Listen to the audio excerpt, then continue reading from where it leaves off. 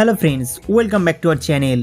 In today's video, I will show you how to increase virtual RAM in your Samsung device. Virtual RAM एक ऐसा features है जो आपके phone की performance को बढ़ाता है।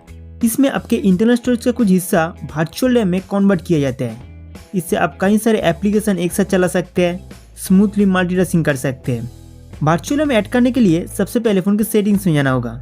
सेटिंग्स ओपन करने के बाद यहाँ सर्च बार पे फाइंड करें रैम।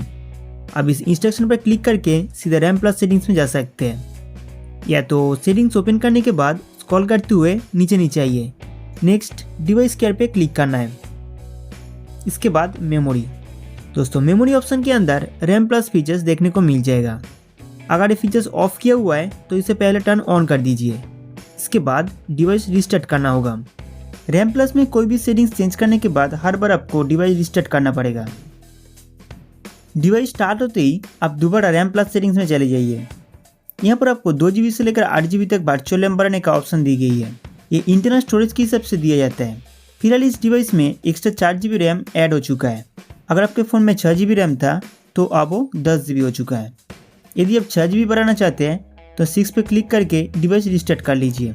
दोस्तों ये जो वर्चुअल रैम ऐड हो रहा है वो इंटरनल स्टोरेज का हिस्सा है। मान लो कि आपका इंटरनल स्टोरेज था 128 GB और आपने 4 GB वर्चुअल रैम यहाँ ऐड किया है। अब क्या होगा, 128 GB से 4 GB माइनस हो जाएगा, मतलब आप 124 GB इंटरनल स्टोरेज यूज़ कर सकते हैं। बाद में जब आप रैम प्लस ऑफ कर देंगे तब स्टोरेज दोबारा इंटरनल मेमोरी के साथ ऐड हो जाएगा। तो दोस्तों इस तरीके से आप अपने फ़ोन में रैम स्टोरेज बढ़ा सकते हैं। उम्मीद करता हूँ कि ये वीडियो आपके लिए बहुत हेल्पफुल था। तो हमारा वीडियो देखने के लिए आपको बहुत बहुत शुक्रिया।